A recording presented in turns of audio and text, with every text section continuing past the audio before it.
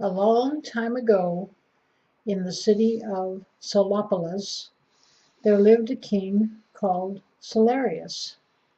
In the town of Solopolis, everything was yellow.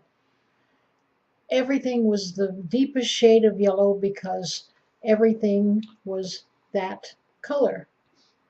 King Solopolis loved to take beautiful, long, leisurely swims in the deep blue ocean.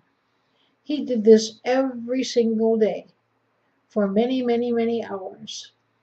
His hair and his skin began to gradually turn light yellow, light green, darker green, and a darker green because he was swimming in the deep blue ocean and his skin was yellow. And when you mix yellow and blue, you get green. He was a very kind king, and everything about him was turning green, and he was okay with that. That didn't matter to him at all. Well, his brother, he had a brother named Claverius, and Claverius didn't like his brother because they always fought with one another. At any rate, one day the king was taking a long 24-hour nap. And this 24 hours was not long in those days, but in these days it is. And he was taking one of his long naps. And when he was doing this, his hair started growing. And it started growing an inch per hour. So at the end of one day, his hair grew to be 24 inches. And then the next day, it grew another 24 inches. And every single day he took uh, a 24-hour nap, his hair would grow 24 inches. And it was long and beautiful and long and absolutely gorgeous. And everybody commented on how long and beautiful and gorgeous his hair was. And everybody just was so happy about it, and the king was so happy about it. So anyway, one of the days when he was taking one of his short 24-hour naps, his brother Prince Claverius came in and decided he was going to get even with his brother because everybody liked his brother. Everybody talked so nicely about his brother. They didn't talk nicely about him, so he was going to get even. And what he did was he decided he was going to cut the king's hair. And he was only going to cut it like an inch at a time, an inch each cut. So his hair, the king's hair, was all over the place. It had gone all stretched on down to the floor, over to the walls, up over to the windows, out the windows, and over the palace grounds, and all over the place. So when Prince Claverius started cutting his hair, it wasn't noticeable because it was so long. And he only cut an inch at a time. So he cut and cut and cut and cut and cut and cut and cut. And he did it for 15 hours. He was so busy cutting his hair. People would come by, but they wouldn't ask him what he was doing. They just would come by and see that he was cutting hair or cutting something. They didn't know what he was cutting because they didn't see where it was coming from. The king's hair stretched all over the kingdom because it was so long. Anyway, so Claverius was busy cutting his hair, cutting his hair, and cutting his hair. And for 15 hours he was cutting his hair. And he was getting kind of tired of this. So he decided that he would get some helpers. Anybody could. He didn't care who he asked to help. He just wanted to have helpers. So he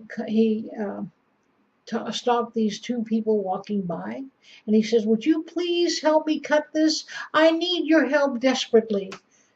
I'm so tired."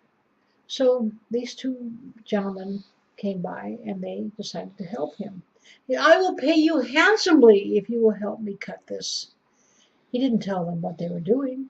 He didn't tell them they were going to cut the king's hair. He just told them that he needed their help cutting something.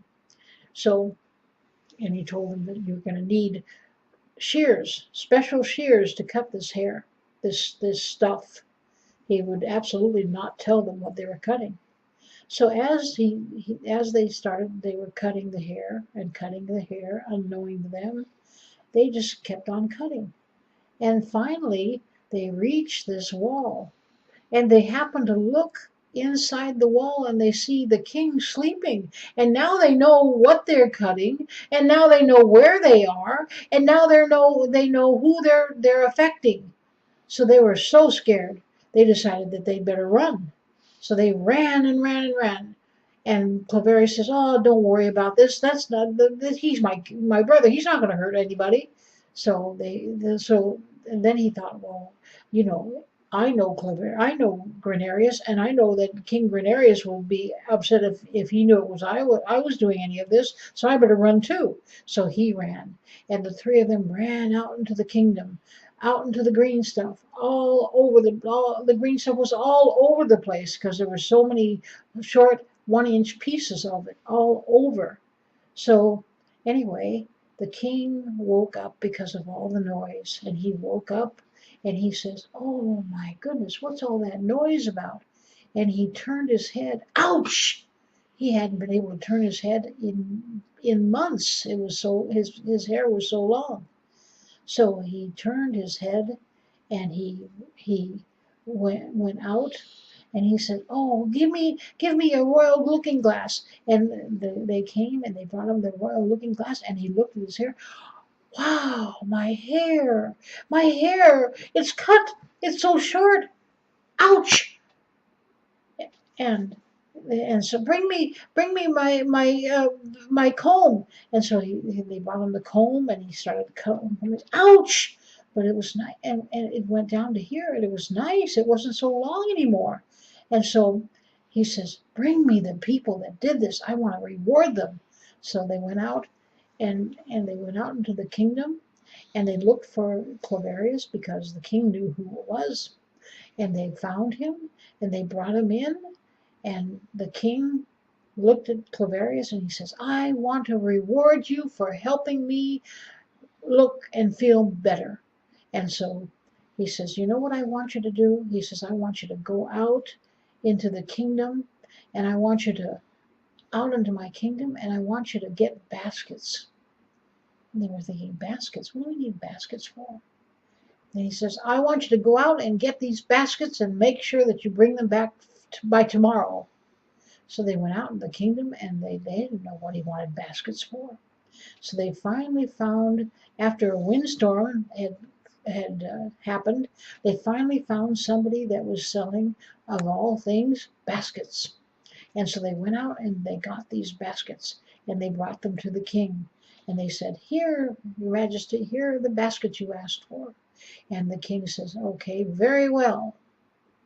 I want you and your helpers to go out into my kingdom, and I want you to bring back every single royal green cut hair and put it ever so gently into these baskets."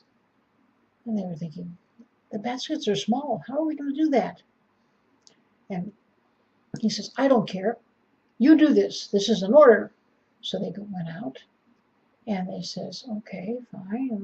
The baskets, and they bring them back, and they're small. And they said, "How are we going to fill these baskets with your hair?" And he says, "I don't care how you do it." He says, "You'll be gone." So out they went. And they went and they picked up the hair ever so gently, and they put it in the baskets. And all of a sudden the baskets started stretching and stretching and stretching, and they got bigger and bigger and bigger. And so by the time they were through, they had 12 baskets filled with hair that they ever so gently picked up. And they brought it back to the king, and the king said, "Okay, from now on, I want you to go out into my kingdom, and I want you to plant each one of my precious green hairs into the ground ever so carefully. And I want you to make sure that it looks the way it's supposed to look, nice and neat. And I want you to make sure that it doesn't get weeds in it. Make sure that you pick up these foreign growths, weeds. And I want you to make sure that it stays green, so I want you to water it." So this is the way grass came to be. And this is how gardeners came to be. And that is the end of my story.